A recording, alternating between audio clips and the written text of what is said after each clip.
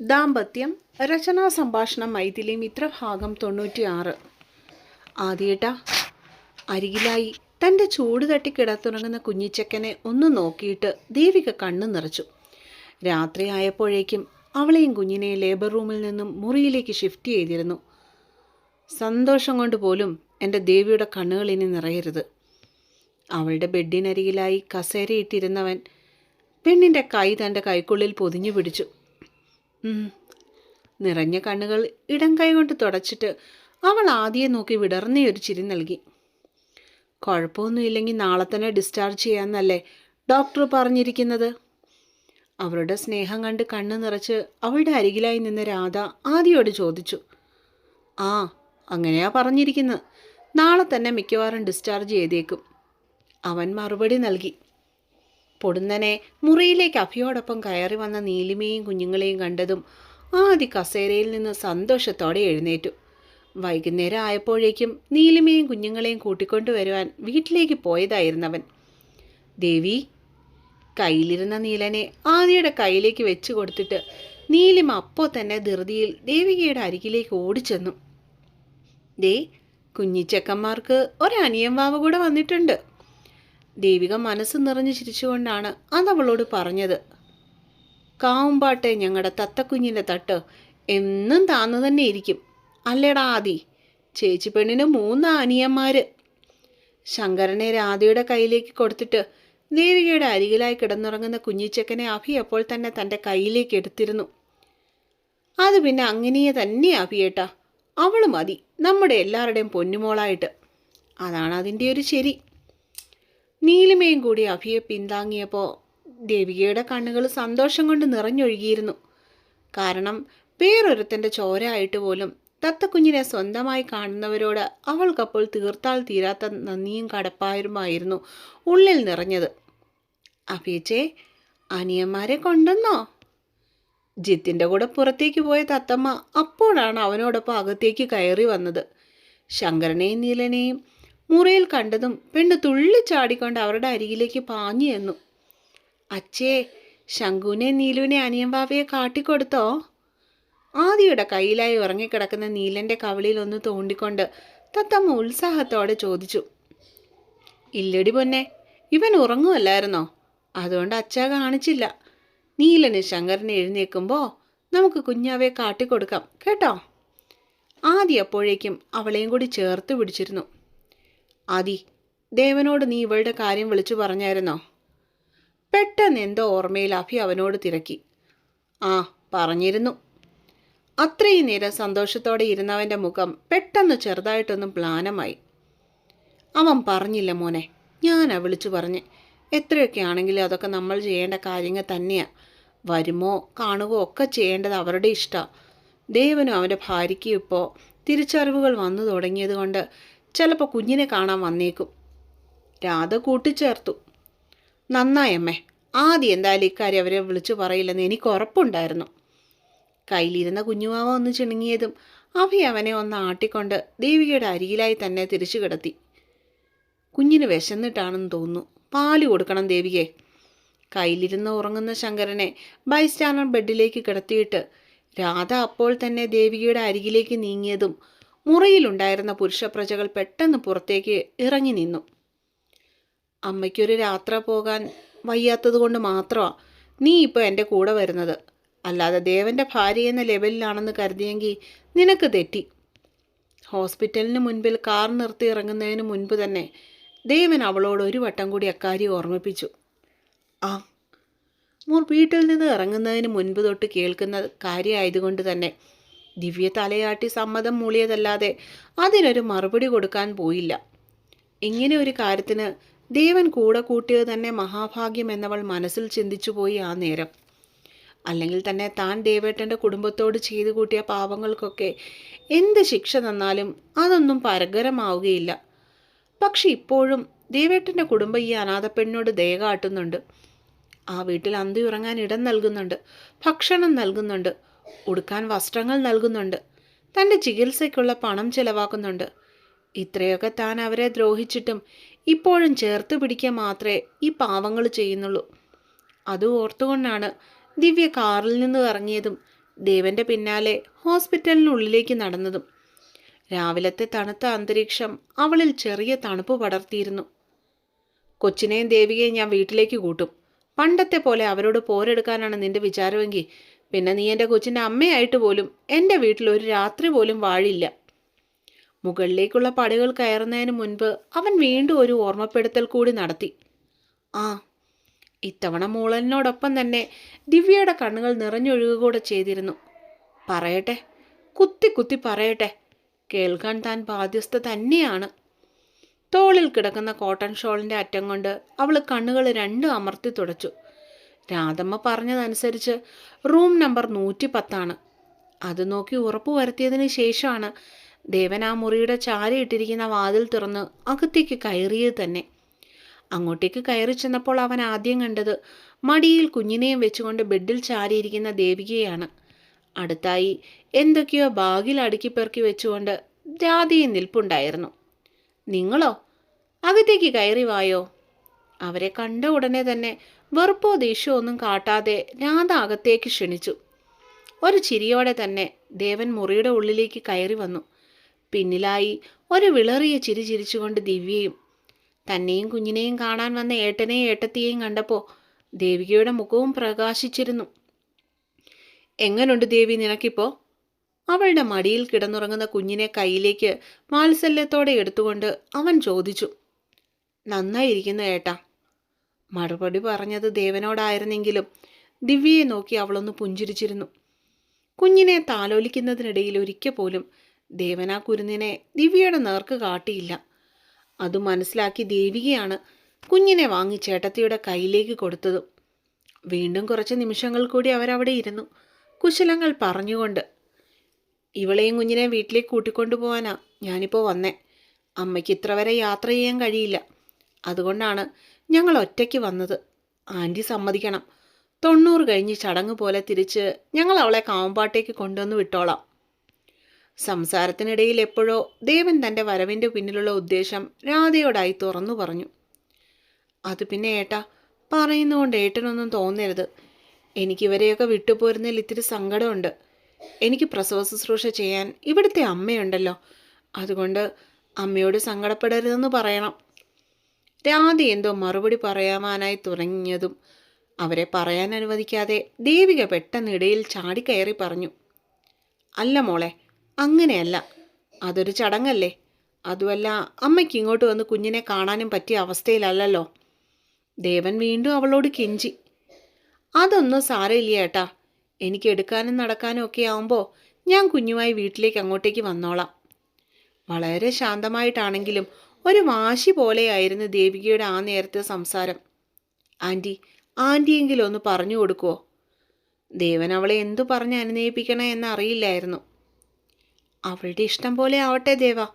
അതിന് ഞാനൊരിക്കലും ഒന്നിനു വേണ്ടിയും തടസ്സം നിൽക്കില്ല. എനിക്ക് എൻ്റെ മകളെ പോലെയാണ് ദേവിക. അല്ല, എൻ്റെ മകള് തന്നെയാണ്. അതുകൊണ്ട് അവളും കുഞ്ഞും കാവുമ്പാട്ട് തന്നെ നിന്നോട്ടെ. ഞാൻ അവരെ പൊന്നുപോലെ നോക്കിക്കൊള്ളാം.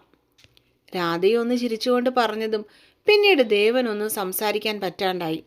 അവൻ വേദനയോടെ ദേവിയെയും അവളുടെ കയ്യിലിരിക്കുന്ന കുഞ്ഞിനെയും ഒരു വട്ടം കൂടി നോക്കി. കുഞ്ഞിൻ്റെ നെറുകയിലൊന്നും തലോടിയിട്ട് അവരോട് യാത്ര പറഞ്ഞ് പുറത്തേക്കിറങ്ങുമ്പോൾ ദേവനിലൊരു വേദനയായിരുന്നു മുന്നിട്ട് നിന്നത്. സ്വന്തം അനിയത്തിയുടെ മുൻപിൽ തോറ്റുപോയവൻ്റെ വേദന. വൈകിയെത്തിയ ചില തിരിച്ചറിവുകൾ ചിലതിനെയൊന്നും കൂട്ടി യോജിപ്പിക്കുകയില്ലെന്ന് അവനപ്പോൾ ഓർത്തുപോയി. തെറ്റല്ല, പാപമാണ്. കൊടും പാപമാണ് താൻ ചെയ്തത്. തൻ്റെ കുഞ്ഞനിയത്തിയെ ചേർത്ത് പിടിക്കാനും കൂടെ കൂട്ടാനും അവൾക്ക് ആവശ്യമുള്ള സമയത്ത് താൻ ചെയ്തു കൊടുത്തില്ല. അന്ന് അവളെ താനൊരു മനുഷ്യജീവി എന്ന് പോലും നോക്കാതെ നിർദാക്ഷിണ്യം പെരുവഴിയിൽ ഉപേക്ഷിച്ചു കളഞ്ഞു. ഇന്നവക്കൊരു കുടുംബമുണ്ട്. ഏതവസ്ഥയിലും അവളെ സ്നേഹിക്കാനും ചേർത്ത് പിടിക്കാനും കഴിയുന്ന ഒരു കുടുംബം. അവരുടെ മുൻപിൽ വെച്ച് അവളിന്ന് തന്നോട് പറയാതെ പറഞ്ഞു താൻ അവൾക്ക് ഇന്നാരും അല്ലെന്ന്. കാറിന് നേർക്ക് നടക്കുമ്പോൾ ദേവികയെ ഓർത്ത് അവൻ്റെ കണ്ണുകളിൽ നിന്നും 2 തുള്ളി കണ്ണുനീർ താഴേക്ക് ഒഴുകിയിറങ്ങിയിരുന്നു. എന്തേ എൻ്റെ ഭാര്യയ്ക്കൊരു സങ്കടം? ചേട്ടൻ വന്നപ്പോൾ കൂടെ പോകാതിരുന്നത് കൊണ്ടാണോ? രാത്രി കിടക്കുന്നതിന് മുൻപായി ബാത്റൂമിൽ പോയി തിരികെ മുറിയിലേക്ക് വന്നവളെ പിടിച്ച് കട്ടിലേക്ക് കിടക്കുന്നതിനിടയിലായിരുന്നു ആദ്യം ഒരു കള്ളച്ചിരി ചിരിച്ചുകൊണ്ട് ആ ചോദ്യം ചോദിച്ചത്. അന്ന് സന്ധ്യയായപ്പോഴേക്ക് ഹോസ്പിറ്റലിൽ നിന്ന് ഡിസ്ചാർജ് വാങ്ങി അവർ വീട്ടിലേക്ക് തിരികെ എത്തിയിരുന്നു. അങ്ങനെ പോകണമെന്ന് തോന്നിയിരുന്നെങ്കിൽ ദേവേട്ടനോട് ഞാൻ കൂടെ വരില്ലെന്ന് അപ്പോൾ പറയേണ്ട കാര്യം ഉണ്ടായിരുന്നില്ലല്ലോ. ബെഡിന് മുകളിലേക്ക് നടുവൊന്ന് നൂർത്തിക്കൊണ്ട് അവൾ ആദിയെ നോക്കി ചിറി കൂട്ടി. അല്ലാതെ ഞാൻ വഴക്കു പറയുമെന്ന് വിചാരിച്ചല്ല മാഡം അങ്ങനെ പറഞ്ഞത്. അവളുടെ കവിളിലായി ഒരു ഉമ്മ കൊടുത്ത് ചെക്കൻ. അല്ലല്ലോ, എനിക്ക് എൻ്റെ ആദിയേട്ടനില്ലാതെ ഒരു ദിവസം പോലും കഴിയാൻ പറ്റില്ലെന്ന് ഉറപ്പുണ്ടായിട്ട് തന്നെയാ. അല്ലെങ്കിൽ തന്നെ എനിക്കൊരാവശ്യം വന്നപ്പോൾ എനിക്കൊരു സഹായം ചെയ്യാതെ എന്നെ പെരുവഴിയിൽ ഉപേക്ഷിച്ചവരെ ഇന്നെനിക്ക് ആവതുള്ളപ്പോൾ എന്തിനാ ആദിയേട്ടാ? അങ്ങനെ പോലും അവരോടൊരു കടപ്പാട് വെക്കുന്നത് എനിക്കിഷ്ടമല്ല.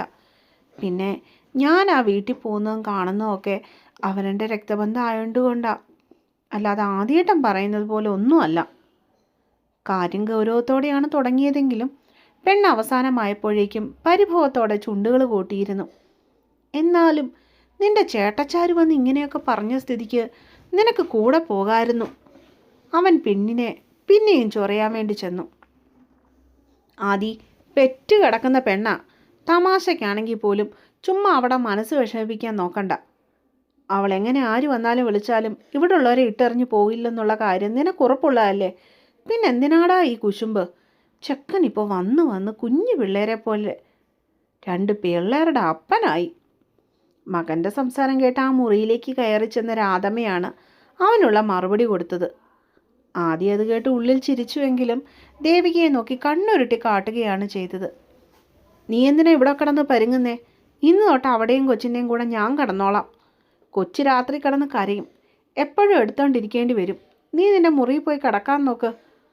കയ്യിലിരുന്ന ജഗ് അവിടെ മുറിയുടെ മൂലയിലായി കിടന്ന ഒരു മേശയുടെ മുകളിലേക്ക് വെച്ചിട്ട് രാധ ഇത്തിരി ഗൗരവത്തോടെ തന്നെ മകനോട് പറഞ്ഞു. അത് വേണ്ടമ്മേ, ഞാൻ കിടന്നോളാം ഇവിടെ. കൊച്ചു കരഞ്ഞാലേ ഞാൻ എണീറ്റ് അവനെ ഉറക്കിക്കോളാം. അമ്മയെക്കാളും ഗൗരവം ആദിയുടെ സംസാരത്തിനുണ്ടായിരുന്നു.